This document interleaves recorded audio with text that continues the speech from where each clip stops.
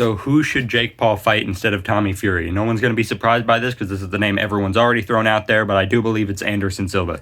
Now, the one problem I see with the Anderson Silva fight is the people who know nothing about fighting and their knowledge only extends to Jake Paul, which is a lot nowadays because of how many eyes he's brought to the sport, will always find a way to discredit it, right? Like, there was so much that you couldn't discredit about Tommy Fury, but even though, in my mind, Anderson is an even harder fight than Tommy Fury, people have more obvious reasons to say that it's unlegit, age, not a boxer, etc., right? But Anderson Silva is bigger than Tommy Fury.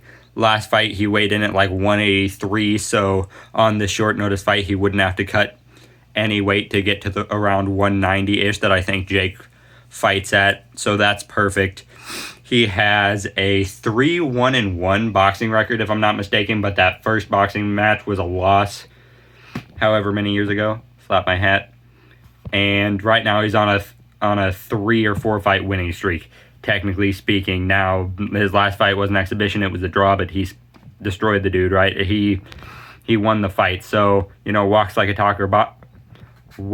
boxer, talks like a boxer, He's been winning his fights. His debut after UFC into boxing was against a former world champion, which he beat.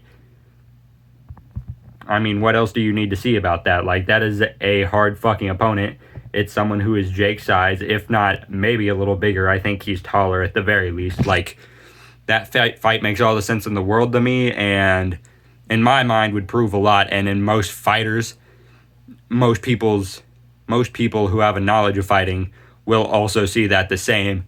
And then, the fake fans who only watch boxing to see if Jake Paul gets knocked out, they can go suck one, because at the end of the day, they don't know what's happening. But yeah, peace.